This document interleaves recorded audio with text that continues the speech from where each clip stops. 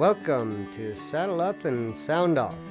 Our weekly variety podcast, inviting our listeners to challenge beliefs and find inspiration in thought-provoking conversations and stories. And we're your hosts, Suzanne and Dwight. Welcome back to Saddle Up and Sound Off. This is our 5th episode with Ian Steyn, and we are blessed to be joined with my wife, Suzanne, who basically runs the ranch. I just do whatever she tells me to do, but she is the nuts and bolts of the ranch, and so welcome, my love. Thank you. I'm happy to be here. And we're also joined again with Ian, and Dad, I wanted to ask you about, everybody talks about the different, what you want to say to the new generation coming up, and I think that's very important.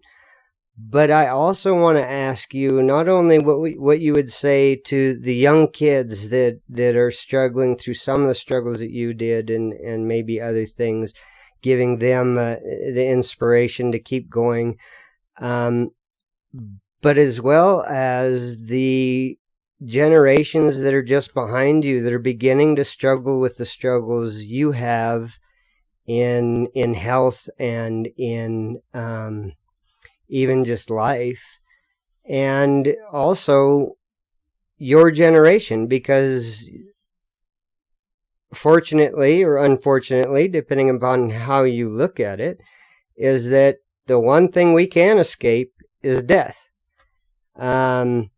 So maybe start with the newest generation coming up and kind of what you might want to say to them. Sure. Thank you.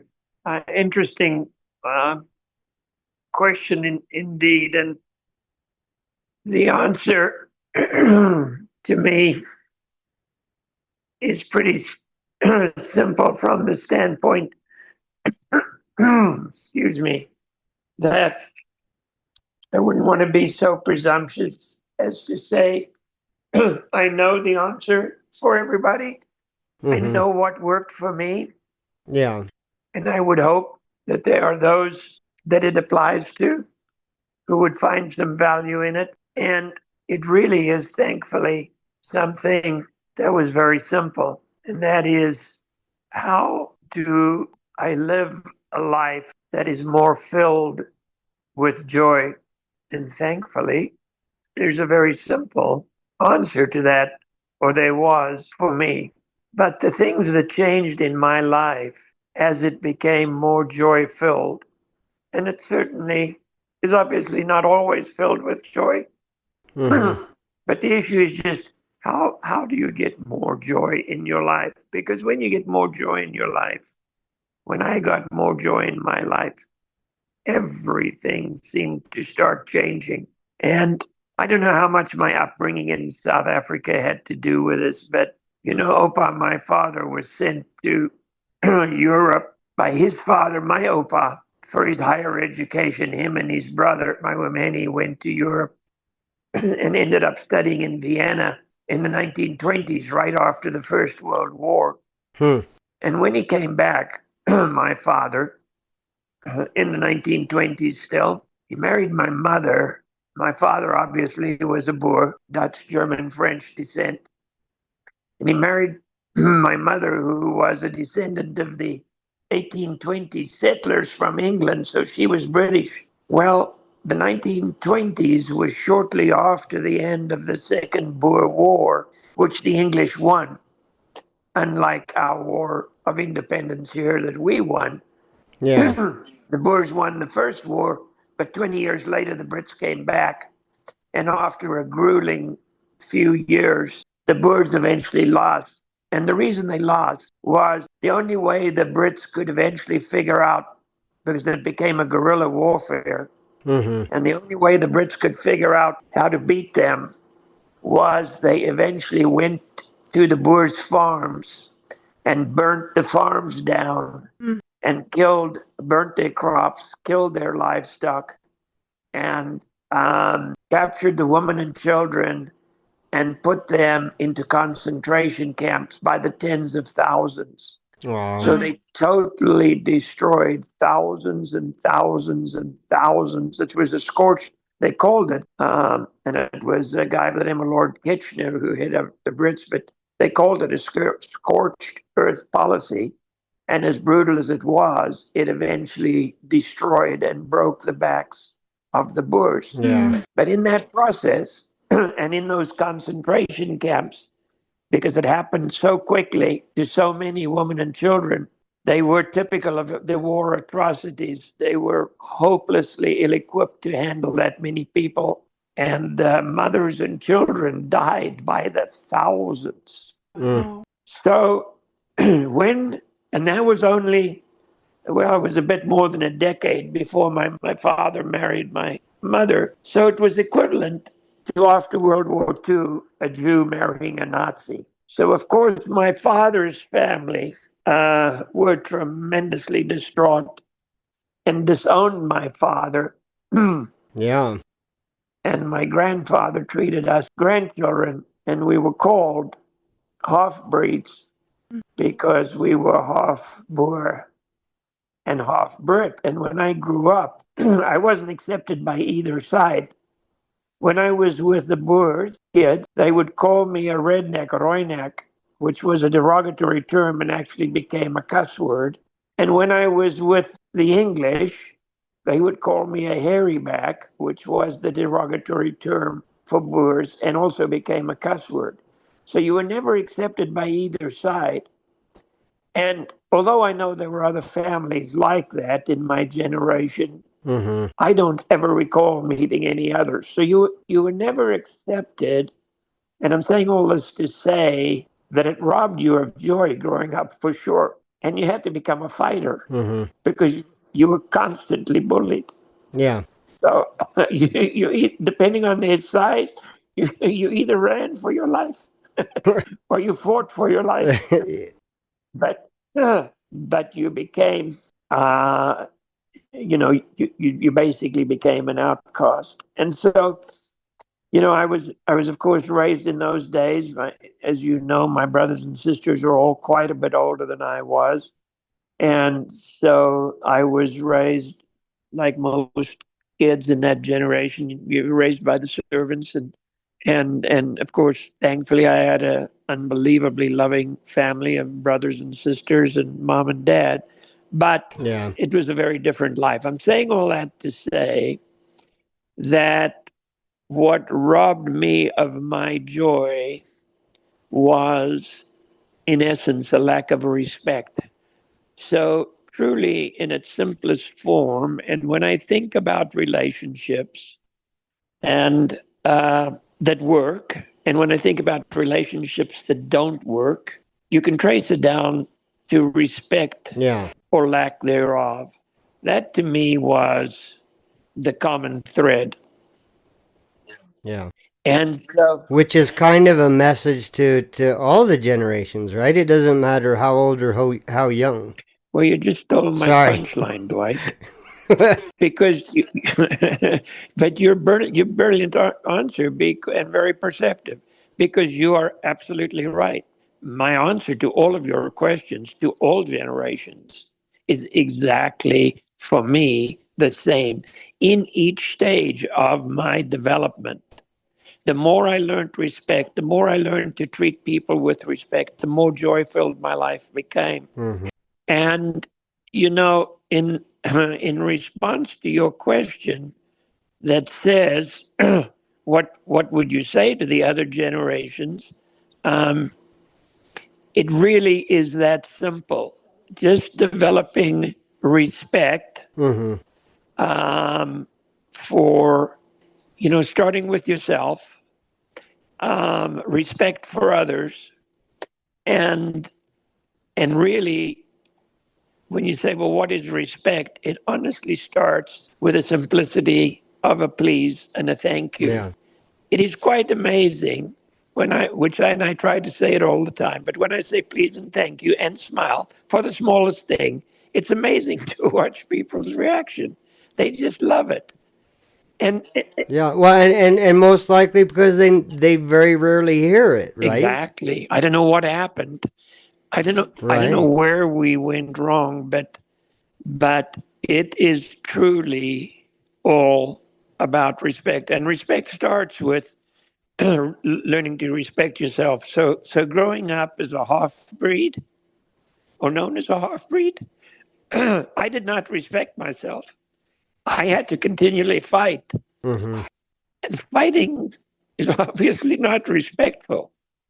So as I learned that I had to start respecting myself, that I had to disregard what others thought of me, that I had to do my own evaluation, that I had to respect myself, I had to respect my stuff, I had to respect other people's stuff, Mm-hmm.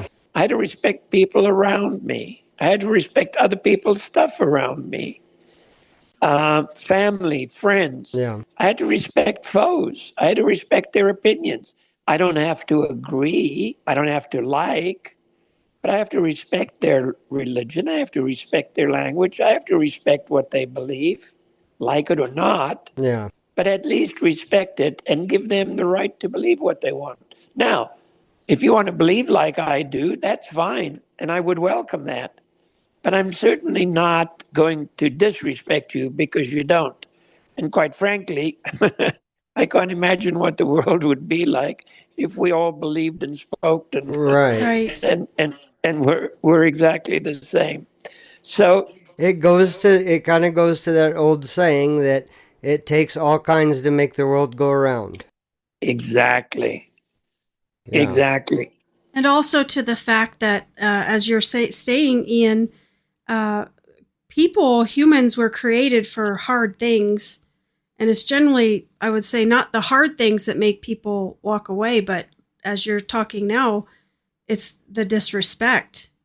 The disrespect that makes things end or change, or because we are all created for hard things. And so long as we're loved and respected and have joy and gratitude, we can endure the hard things. So true. Yeah. So true, Suzanne.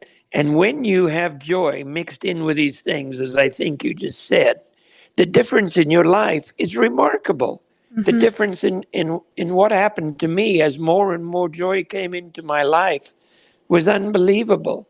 And, when I look around us and you look around these 55 plus active communities, and you see the difference between those who've been together for a long time, who are living a joy filled life, and there are certainly those who've been together for a long time whose life is not quite as filled with joy. Yeah. And when I look at those differences, I see respect. It Yeah. just hits you Yeah. right between the eyes. Mm-hmm. Those who those whose life is filled with joy have this unbelievable respect in everything they do with each other.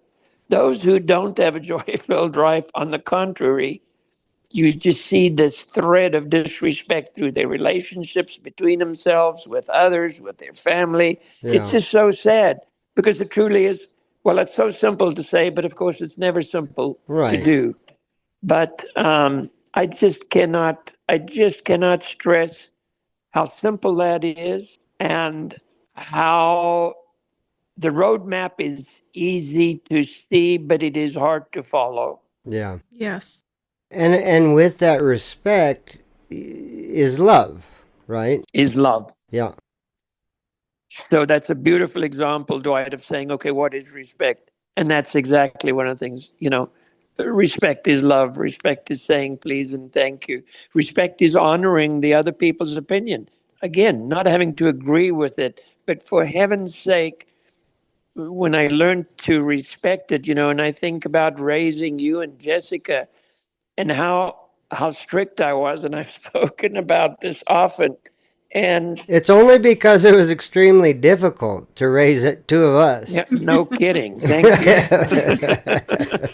but but in a way, I think I was being disrespectful. And when I think of all of the joy you and Jessica have brought your mother and I, and I think of the tough times for me personally, it was when you and Jessica were going through and will continue to go through your trials and tribulations. And the question I ask myself, because it hurts me to see it, and the reason it hurts me to see it is I go, what could I have done differently to have helped you avoid whatever the trial and tribulation you are in? Meaning, if I had raised you differently, could you have avoided taking the path that led you to the trial and the tribulation you're in? Now, certainly you can't avoid them all, but I do ask myself that question.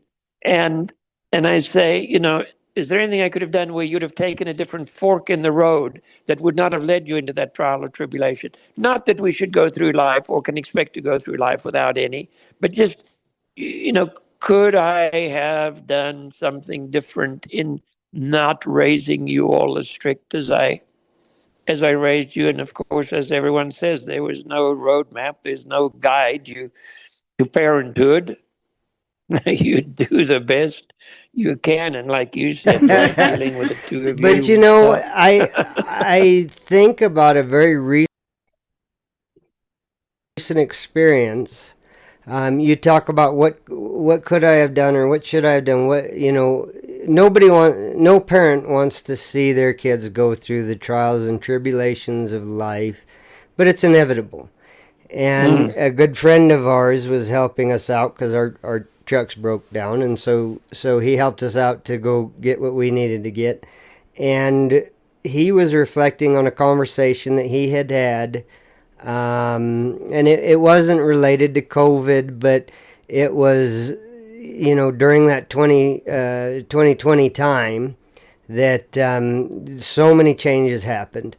And he was at a dinner with some folks, and not everybody was conversing together. It was kind of a mixed group, which is fine, but he decided to ask the question to a few of the fellows he was sitting with is, what would you, if you could go back to 2015, knowing what you knew now, what would you do different?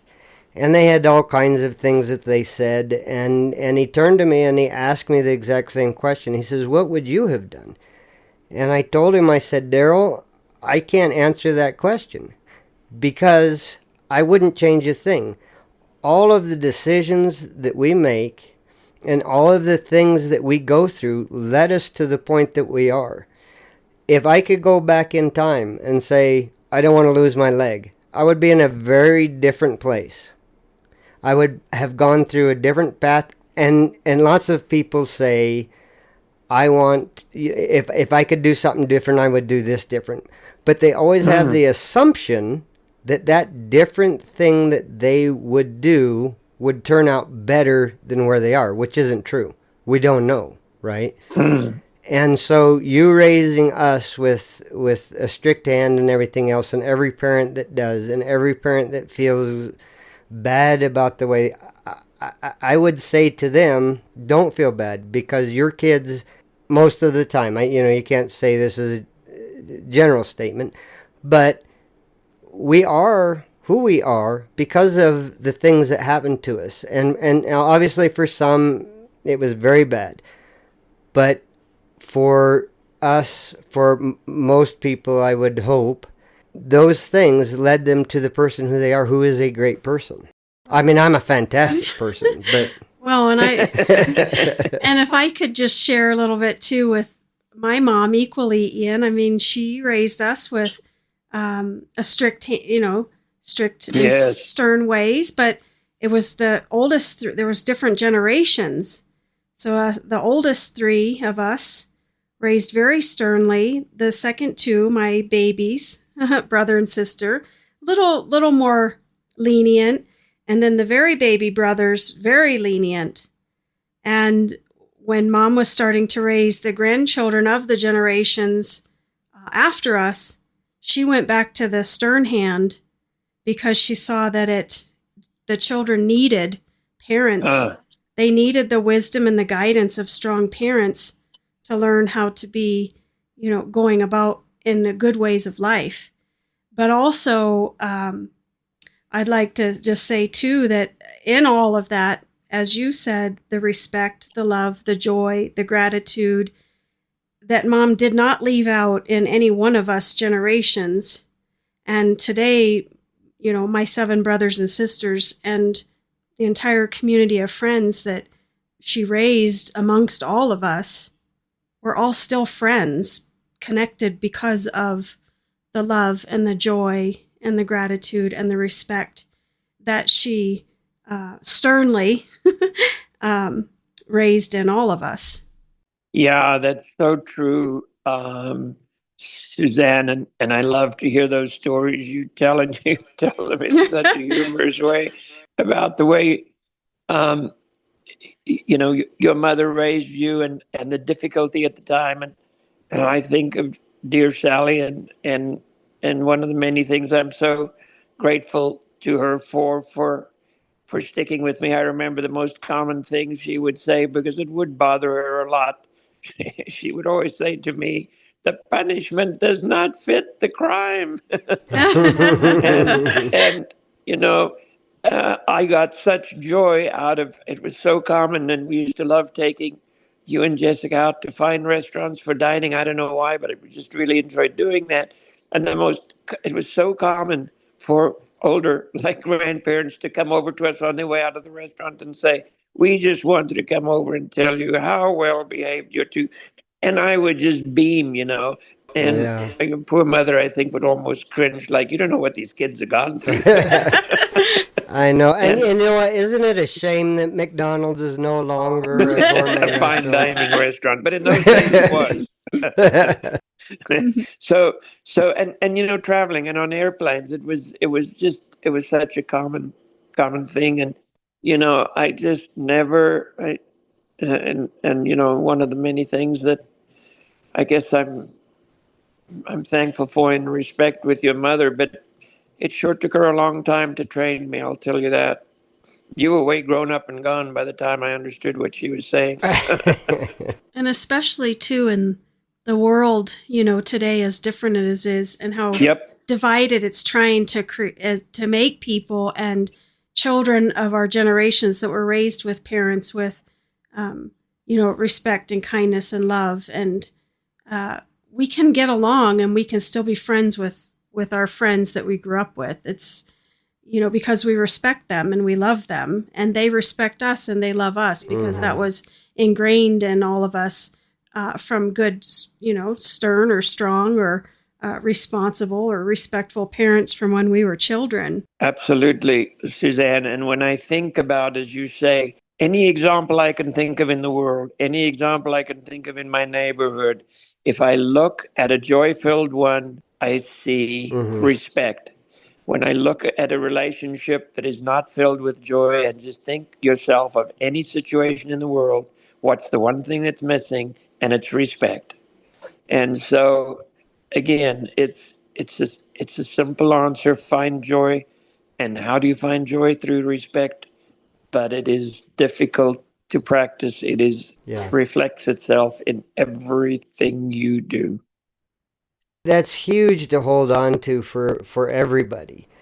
Um, we go through those rough times. We go through times we don't think we're going to make it, and we have to lean on people.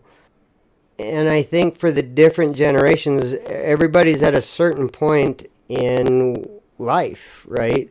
And like right now, as you said in the first episode, you're in the end stages of life.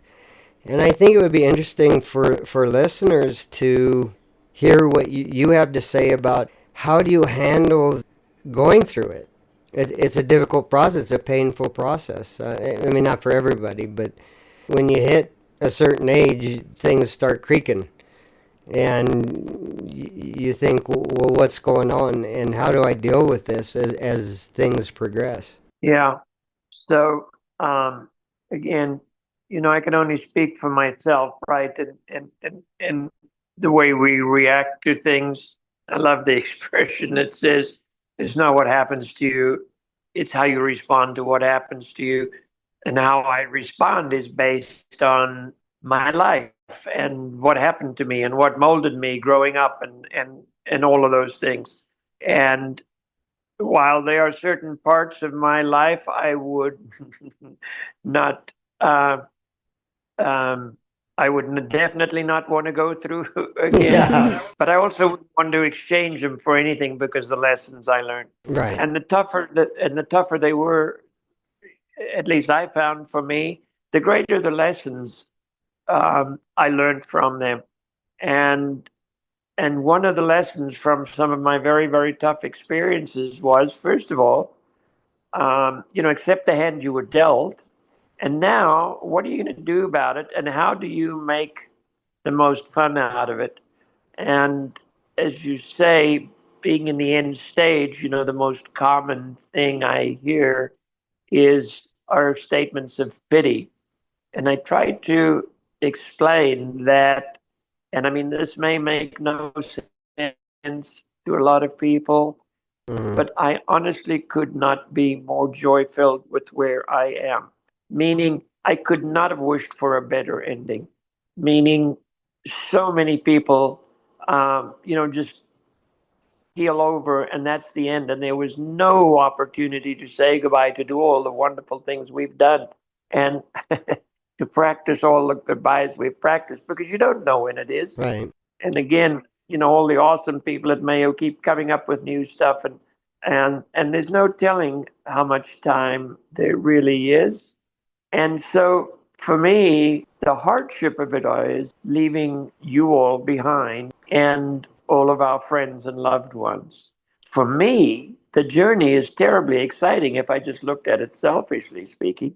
I know where I'm going. I have no fear. Right. I have no concerns. I have no struggles with it.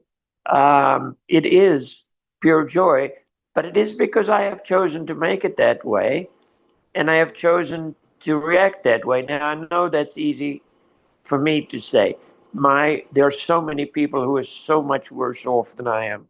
My pain is very easily managed with morphine, and palliative care is doing such an awesome job with so much support. So, again, nothing but gratitude for all the help I have. When you think of some of the ways other people have gone, very, very different paths. So it's just another thing that fills my attitude with gratitude. Yeah. And how to get through tough times. The one thing I learned very early on in life is, whatever I'm in, every day that goes by, I'm one day closer to getting out of it. Right.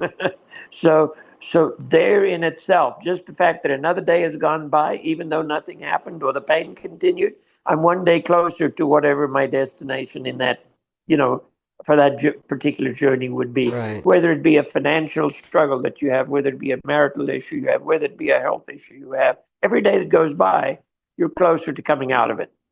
And Yes. for me anyway, that was once I learned that, and I actually learned it. I remember clearly when I learned it, when I was a student selling cars, and I'd get into a sales slump, and it was terrifying. I was straight commission, Right. right? And I just married your mother, and I am a student, and you and Jessica were babies, and it was straight commission, and all of a sudden you'd get into a dry spell. And most salespeople, would absolutely panic the further they got into it. The further I got into it, the more excited I got, because I knew I was closer to the next Right. sale. And once I, once I learned that, it was a huge relief, and again, a source of joy, making my life more joy filled. I know that you taught us growing up. There was one saying when we would go through our whatever was bad at the time, we couldn't find a toy or we stubbed a toe, through going through my amputations. One of the things that you taught us, the phrase you would say is, "This too shall pass." And combined with a joy-filled life, I think that's kind of where you're going, is that this too shall pass. And that passing may be the passing, but whatever it is, it will pass. And with a joy-filled life, with a joy-filled attitude, it makes it a lot easier. Yeah, yeah, well said. Thank you. Well, I sure appreciate everything that you have done for us as our family here and many families around the world. Is there anything else that you'd like to say? Thank you. You're going to make me get emotional. My goodness, I just thank you for all the joy you and Suzanne, what you brought into our lives. It is just so unbelievable. It's difficult to describe how much I and your mother appreciate you all, and of course, the same with Jessica and the friends in our lives, and just that feeling of gratitude, quite frankly, is almost a self-serving feeling, because the more grateful we are, the better we feel about it. It's just a strange phenomenon. I can't describe it, but just thank you, thank you, thank you. We love you guys so much. Well, we love you too, and I can honestly tell you that you have made impressions on so many people's lives that you can't even count it. And when I said around the world, I meant around the world. It's literally the things that you have done, the joy you have spread, the peace you have spread, and the chances that you've given people has been just unbelievable. And I would pray and hope to be the same man. And I can say, and it does, people like you, Ian and Sally, and I'm blessed to have my father still living, and all of the joy and respect and gratefulness and gratitude that he raised us children with, and with God and in our home.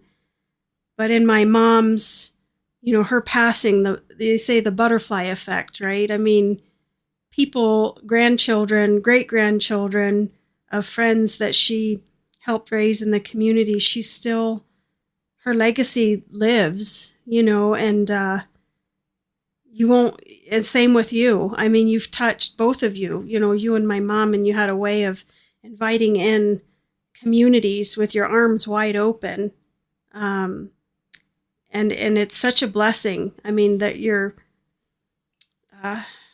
stories and your kindness and your heart and your everything that you've given to people, like Dwight has said, around the world, it will continue. And I think that's such a beautiful thing.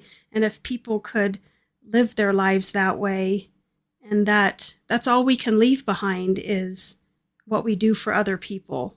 And that's what helps make the world continue to be a good place. And thank you. And thank you, Sally, too. So Sally and my dad were similar in that, the punishment does not fit the crime. But we love you. We love you both very much.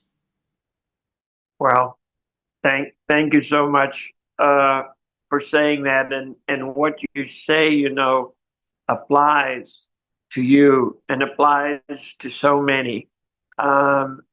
In other words, you just never know all the people you have influenced and touched. You never know, who have never said a word. And we've had this conversation before. One of the reasons I love going out of my way to thank people and let them know when I appreciate something, because there were so many who did influence us who we never knew. And you and Dwight likewise. And we were just sitting here talking with our dear friend and neighbor, Cindy, about her teaching career and background and all the people you touched through what you did there. And not just because we've done or I've done things right, because I sure did a lot more wrong than I did right. But I learned from others who did wrong, and I learned from myself who did wrong. So as much as good is done from people who do things wrong as from people who do things right. You don't have to go through life and have a perfect life to have influenced and helped other people. I can't think of the number of examples. Yeah. I can think of some very, very good examples of people who did things wrong that taught me, wow, one thing for sure is I don't want to do it that way. And that's a very, very valuable lesson. Absolutely.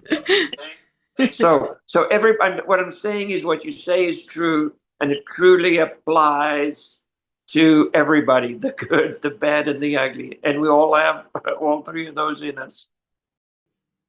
And another thing I would say too is that our parents, you never stop raising us, right? Like Dwight and I are in our 50s now, but we're still learning lessons from the things that our parents are continuing to try to teach us and guide us through, and reflecting back on the times that our parents were strict or whatever. It was a lot of times too in protection of us. I mean, we could have, but we never ever stop needing our parents. And you probably feel that way too, Ian and Sally, both with, in your time of life where your parents have passed, and you probably still think, gosh, I wish mom or dad were still here, and they continue to pray for us in heaven, and they still continue to make an impact on our lives. The value, not the value, but the gift of parents. Parents think that their children are their greatest gifts, and I think children also believe that their parents are their greatest gifts. Yeah. Well said, Suzanne. That's all for today. Thanks for saddling up with us. To catch next week's Sound Off with Suzanne and Dwight, be sure to like, share, and subscribe. You can also contact us via email at saddleupandsoundoff@gmail.com.